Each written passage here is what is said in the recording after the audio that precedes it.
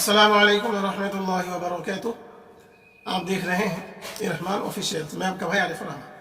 नाज़रीन किराम, इस वक्त पश्चिम बंगाल में जहाँ इलेक्शन हो रहा है, इसी इलेक्शन के दरमियान में ऐसे भी हथकंडे और हथकंडों को अपनाते हुए भारतीय जनता पार्टी और कुछ विशेष लोग, उनके जो कार्यकर्ता हैं और कुछ अन्य पार्टियों के कार्यकर्ता हैं, जिससे ऐसी स्थिति में जहाँ पर ईसी ने जो सेंट्रल गवर्नमेंट ने सैनिक बल को भेजा है, सैनिक जवानों को भेजा है, उनको इलेक्शन कमीशन ने गोली चलाने का आदेश भी दे रखा है, जो बहुत ही दुखदायपूर्ण है।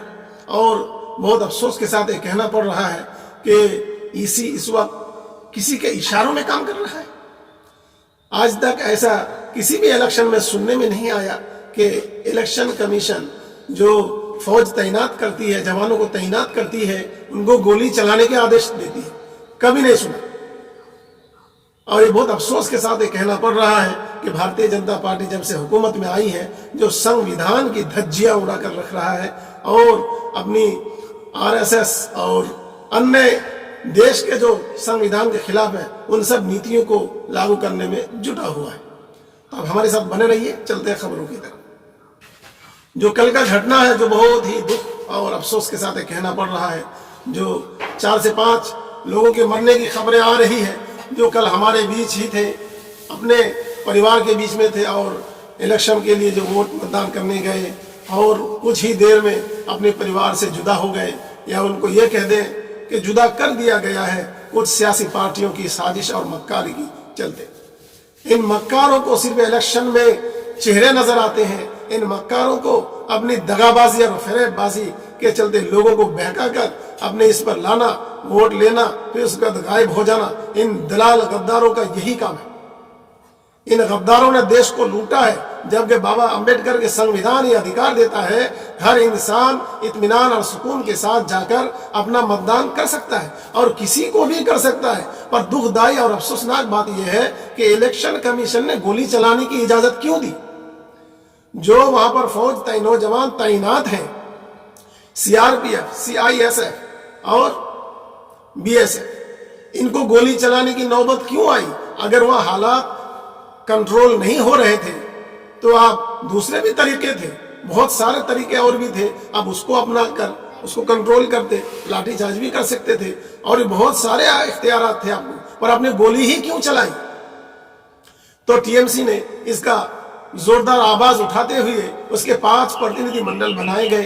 फिर उसका इलेक्शन कमीशन से मिला गया और वहां पर मिलकर उन्होंने भारतीय जनता पार्टी के खिलाफ शिकायत दर्ज कराई और सीआईएसएफ, सीआरपीएफ और बीएसएफ नौजवान जो तैनात है सेंट्रल गवर्नमेंट की तरफ से, उनके खिलाफ भी शिकायत दर्ज कराया गया है।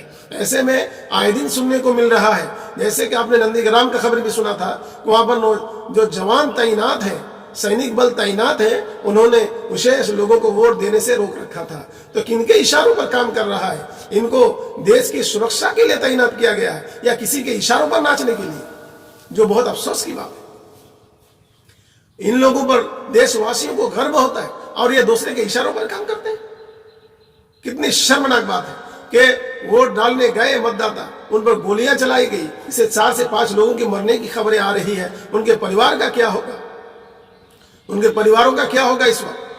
क्या सेंट्रल गवर्नमेंट उन्हें कोई बेटा दे देगी? क्या सेंट्रल गवर्नमेंट उन्हें 5-5 करोड़ रुपए देगी मुआवजा के तौर पर? जो इलेक्शन में इस तरह के हथकंडे अपना रहे हैं, क्या सेंट्रल गवर्नमेंट पैसे देगी, इनको मुआवजा देगी? तो चाहिए सेंट्रल गवर्नमेंट से कि इनको मुआवजा दे 5-5 करोड़ रुपए हर परिवार को, जितने लोगों का वहां डेथ हो गया है गोली लगने से, और जो जख्मी है उनको 10-10 लाख रुपए मुआवजा दे। ये होना चाहिए। क्या सेंट्रल गवर्नमेंट में ताकत है? इतनी ताकत है? बिल्कुल भी नहीं है और ये करेगी नहीं, क्योंकि गरीबों की मदद करना इनके डीएनए में नहीं है।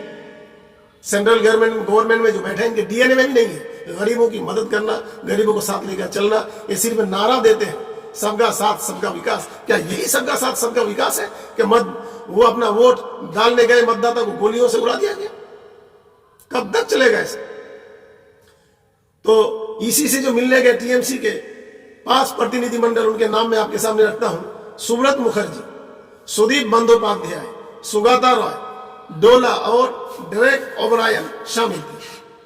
वहीं पर कोलकाता में ईद की नमाज पढ़ाने वाले मौलाना काजी फजलुर रहमान साहब ने कहा है कि इस वक्त पश्चिम बंगाल में टीएमसी की ही लहर है और टीएमसी को ही अक्सर लोग वोट देंगे और टीएमसी फिर से सत्ता में आएगी। और ये ऐसे में कुछ विशेष जगहों पर टीएमसी को आईएसएफ से टक्कर हो सकता है, जहां पर 8 से 10 सीटें ऐसी है जहां पर टीएमसी को इंडियन सेकुलर फ्रंट, जिसके अध्यक्ष हैं पीरजादा हजरत मौलाना पीरजादा अब्बास सिद्दीकी साहब हैं, उनसे टक्कर टीएमसी को हो सकता है विशेष जगह में उत्तर बंगाल में। तो ऐसे में टीएमसी फिर से सत्ता में आता दिख रहा है। ऐसे में all Bengal minority youth federation के महासचिव मोहम्मद कमरुज्जमान इन्होंने कहा है कि हाँ, ये उन्होंने इस बात का स्वीकार किया है कि कुछ जो गरीब हैं और पिछड़े जाति हैं उनको कुछ शिकायतें हैं टीएमसी से, मगर फिर भी वो वोट टीएमसी को ही देंगे क्योंकि अपनी सुरक्षा में खिलवाड़ नहीं करेंगे। और ये हकीकत भी है, टीएमसी से बढ़कर हमारे लिए इस वक्त पश्चिम बंगाल में सुरक्षा की जिम्मेदार दूसरे लेने वाला कोई नहीं है। एक ही हमारी सुरक्षा की जिम्मेदारी ले सकता है और वो है पश्चिम बंगाल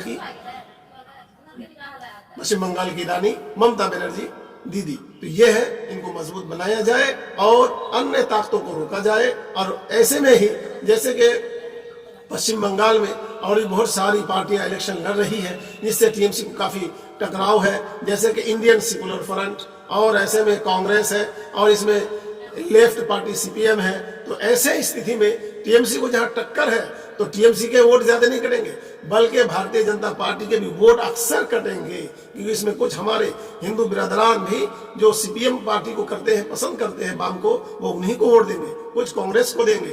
तो ऐसी स्थिति में भारतीय जनता पार्टी का किला ढहता दिख रहा है, किला इनका ढह जाएगा और टीएमसी का जोरा फूल फिर से खड़ा हो जाएगा और टीएमसी की सरकार जरूर बनेगी। आप हमारे साथ बने रहिए ताजा अपडेट के साथ। सब्सक्राइब नहीं किया तो कर लीजिए, लाइक शेयर का बटन खा लिए, धकाधक लगाइए और वीडियो को आगे बढ़ाइए। अस्सलाम वालेकुम व रहमतुल्लाह।